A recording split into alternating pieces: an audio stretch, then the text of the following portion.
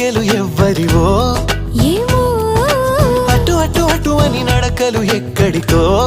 ఏమో సడేలేని అలజడేదో